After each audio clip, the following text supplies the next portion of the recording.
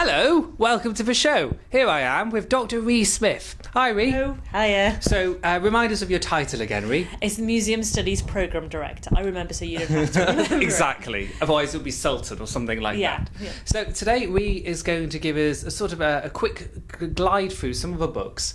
Her students, well, she recommends her students read. Yes. Is that correct? Yeah, that's right. So this term we're doing Museum History, Policy and Ethics. And it's quite tricky because you're dealing with sort of 500 years of history, you're dealing with kind of European history, and ethically you're dealing with a lot of issues. Most kind of issues that face the world at the moment you come across in museums. So things like social media is now becoming something that we have to think about in ethical terms. So I'll just get on with the books. Yes, let's have a look. Yeah, let's have a look. It was quite tricky. I basically grabbed some stuff off my shelf, which I find really useful. This is one, this is one that was recommended to me by a friend called Museums in Motion. It's a bit old now, but it's got some great history in it, and it goes through various sort of elements of museum history, so natural history museums, art museums, and just kind of looking at how the museums developed over time. So an introduction to the history and functions of museums. There you go. Fascinating. All right. This is another great one as an introduction. This is by Susan Pierce, who, if you know anything about museum studies, you will have heard of her. She's the sort of expert on objects and material culture, and it's called, appropriately, Museums, Objects and Collections. So it's got some ways of looking at objects, also the kind of history of collections and kind of how they're displayed. It's a bit of everything. You get lots of nuggets of her different ideas from other books, just all sort of stashed in here. Oh, so excellent. This is a great one to buy. On the ethical side, these are ones that I had during my masters at the Pitt Rivers Museum. And Theorising Museums, it was published in 1996, which makes me feel really old now because I remember when it was very current when I read it. But it looks at various things that people have referred to as, say, the culture wars, which is looking at how certain interest groups might try to get their voices heard in museums, and certain controversies as well. So, for example, the Enola Gay controversy.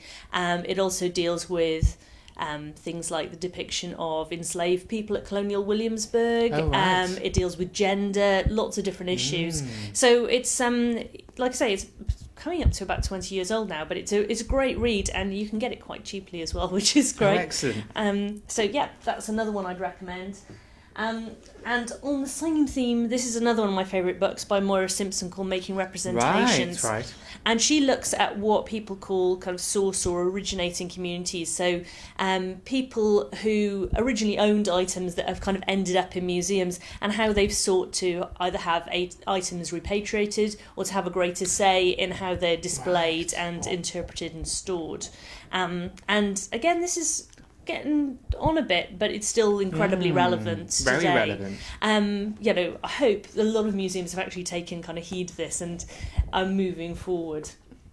So, this almost finished. Yeah, this is a heavy tome.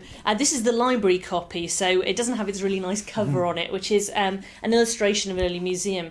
This is Curiosity and Enlightenment by Arthur McGregor, and it goes through basically the kind of history of early museums. And the great thing about it is that we do actually have this one here. We have some of the original catalogues in our collection. So I was thinking maybe in a future video we could actually get them out and look at them up close. Great idea. Because they're absolutely beautiful, and they're from the Cole Library. But it's great to see where museums started, and there's some fantastic things that wound up in museums. Yesterday I was teaching my students about it, and there was just this crazy list like a mermaid's hand and the Passion of Christ carved on a plum stone and things like that.